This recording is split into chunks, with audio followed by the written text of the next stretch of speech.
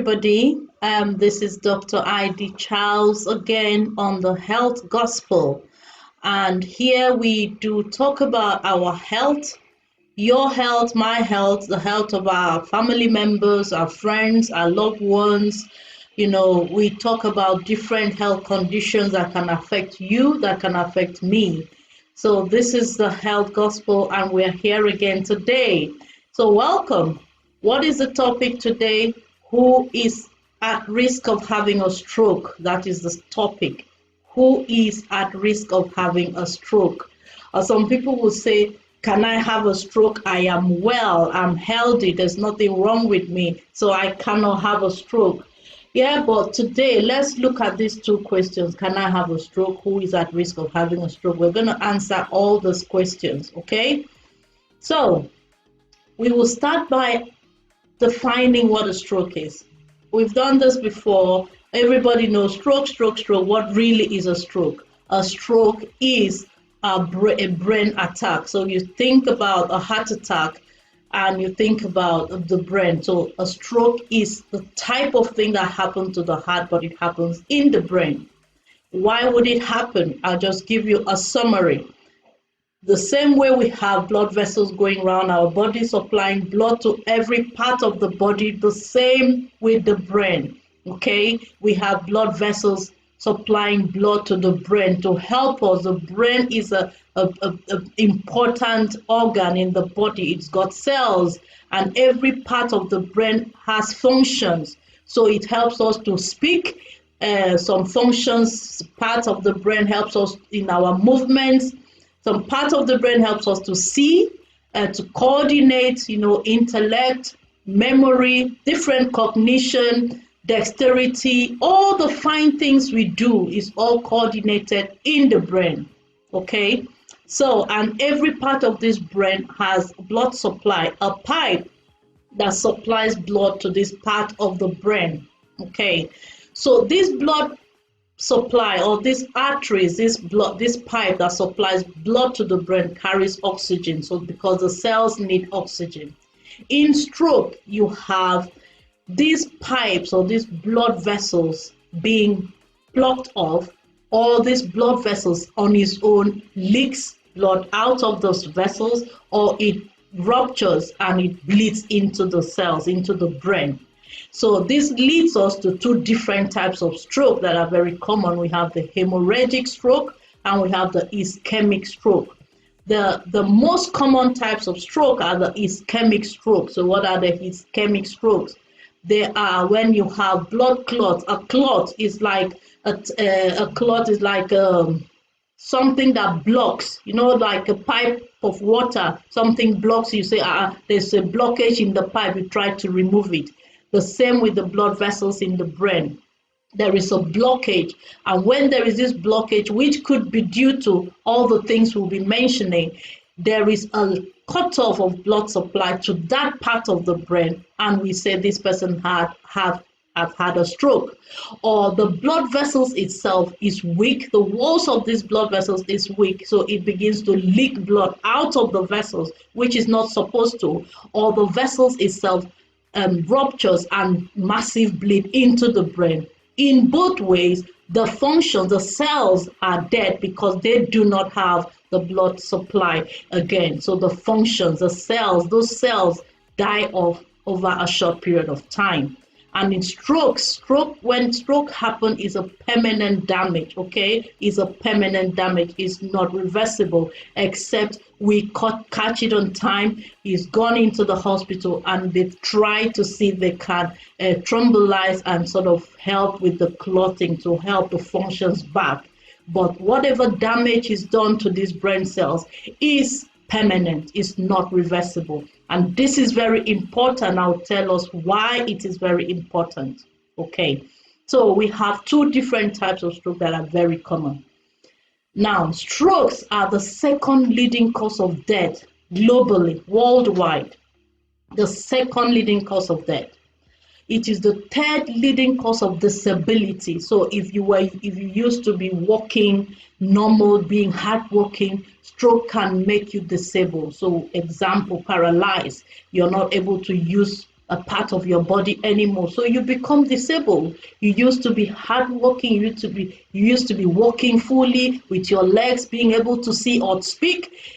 All of a sudden, you're unable to speak anymore. Some people can hear, but they can't speak. So stroke is a third leading cause of disability worldwide.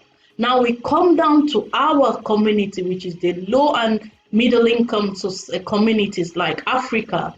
We are noticing that stroke is becoming very, very common. It's even topping the list, World Health says. World Health Organization says that strokes are becoming more common in low and middle income countries than even in the developed countries. And this is worrisome. We've also noticed, and it's in the trend and in the studies, that people that have stroke in low and middle income communities die within 3 to 4 years. So many people don't survive a stroke, you see, and it is affecting working class people, the age of pure productivity, people that are at the age of where they are at their maximum, they have a stroke. So who is at risk of having a stroke? I'm going to mention different things that can put you in a risk class.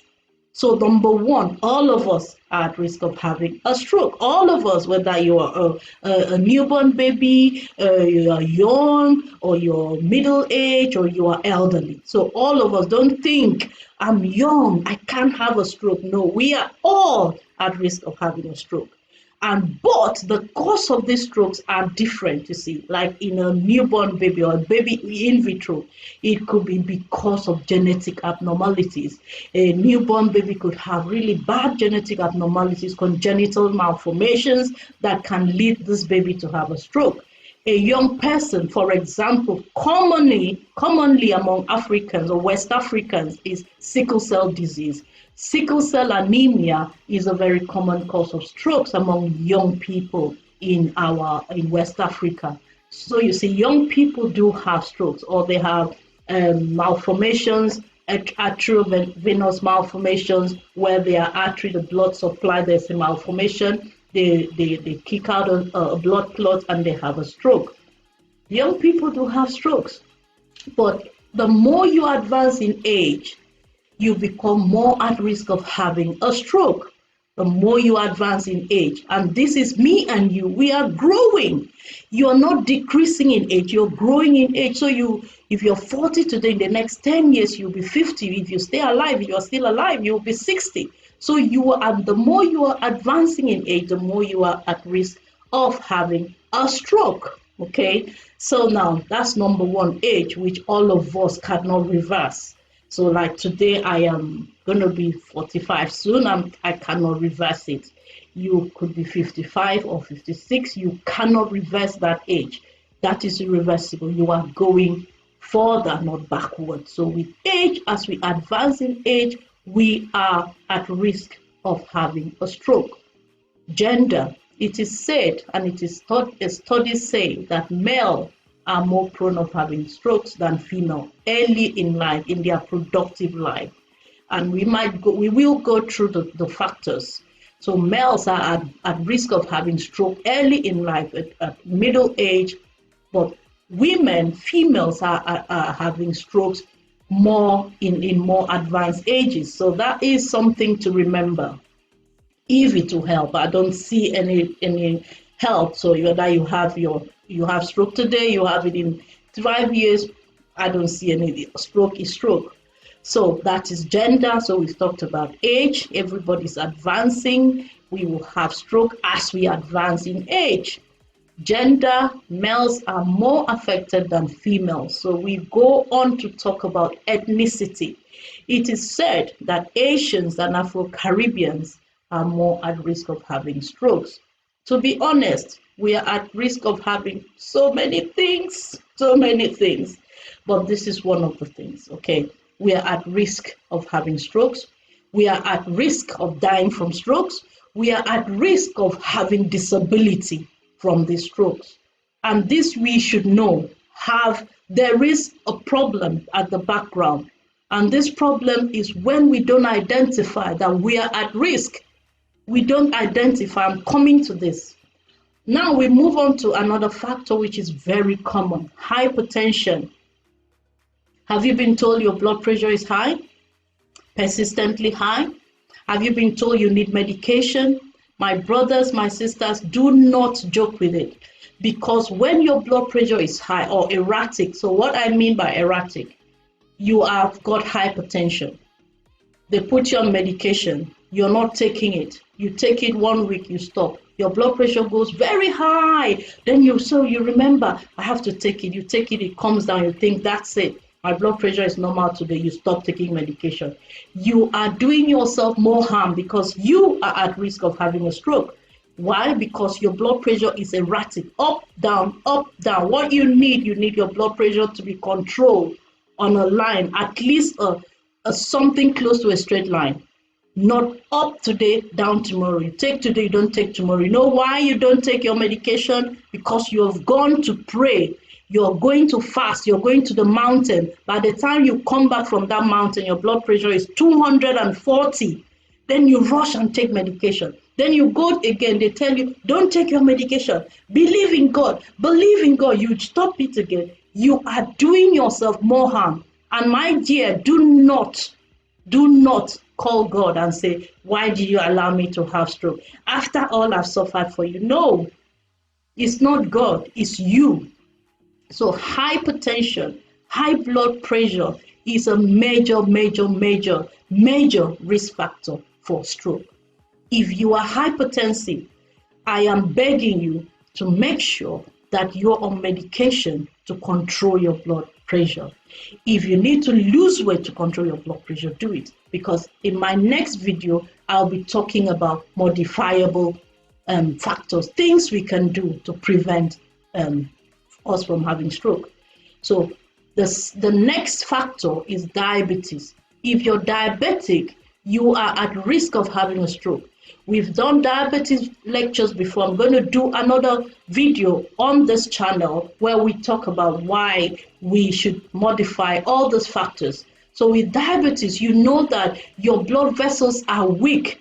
The blood vessels, the walls of the blood vessels are weak. So they are at risk of just leaking or breaking, causing bleed.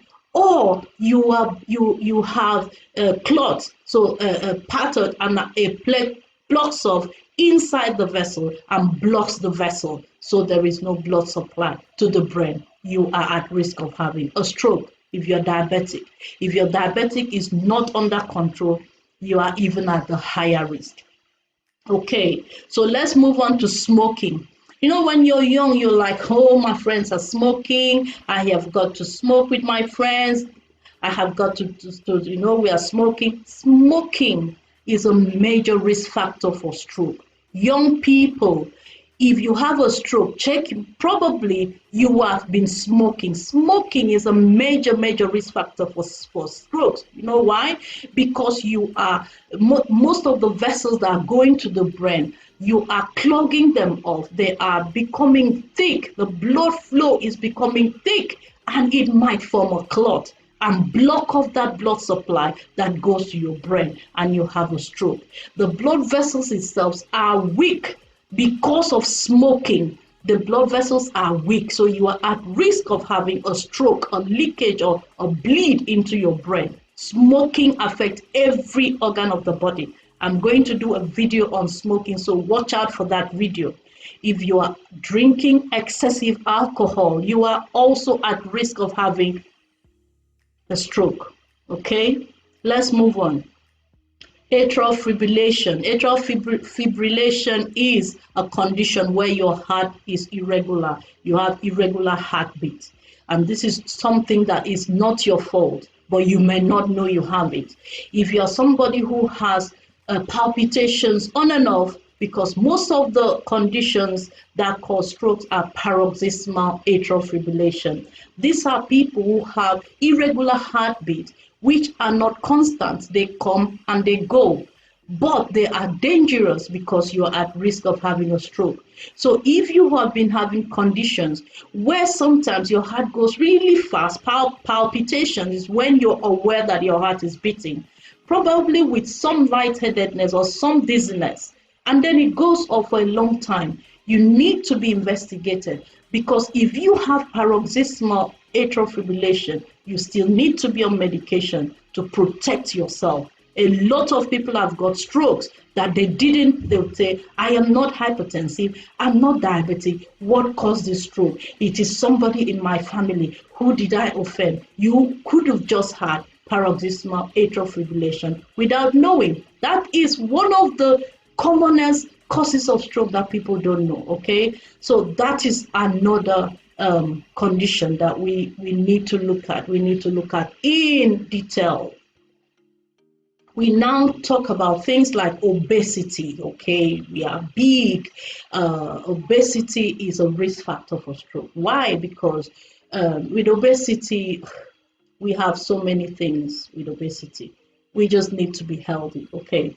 Let's talk about high cholesterol. High cholesterol is when you build up bad fats in your blood vessels. They line those blood vessels. Think about a water pipe that has been lined up and is becoming narrowed. One of those days, one of those plugs off, they block the blood vessel, you have a stroke. So these are very important risk factors that causes people to have stroke. Can I have a stroke? Yes, you can. Am I at risk of having a stroke? Yes, you are. And I've answered those questions. So my dear brothers and sisters, if you are in any of this category, which we are all in, we need to wake up. We need to recognize that we can have stroke. We need to start working on it. And in the next video, we will be talking about what can I do? What things can I modify? How can I protect myself? And here on the Health Gospel, we will be talking about this. Do not miss the next episode, because we will be digging into what can I do to protect myself? What can I say to my family members when I'm talking to them about stroke? So thank you so much for watching today's video. And if you haven't subscribed, please do that. Subscribe, click on that subscribe button, click on that like button to get the videos as they come every week. I tell you, if you get these videos, if you get this health awareness, you will not regret it, because this is things that we didn't know, and perhaps our family members have died from it, perhaps people that we know have died from it, and we still do not know why they died. We have to protect ourselves. We need to create awareness. We need not to be ignorant, okay? Don't tell me, I'm going to church, I'm a Christian, I cannot have a stroke. That is the lie that they speak to you. That is the lie that they feed you with. Everyone needs to have knowledge of their health, because God has given us everything we need to survive on this earth. Stop surcharging yourself. Stop putting your health in the hands of another who is taking care of their health, and you that is not looking after yourself, believing in some lies, are the one going to be affected. Remember, when you die, your children are motherless, fatherless. Remember, when something happens to you, become disabled. Remember the economic burden on your family. Take good care of your health. This is why we are on here, the Health Gospel, giving you the truth as it is. So take care of your health, be healthy, live and fulfill purpose. That is the reason we are here. I am Dr. Idee Charles. Till another video, keep watching, and bye for now.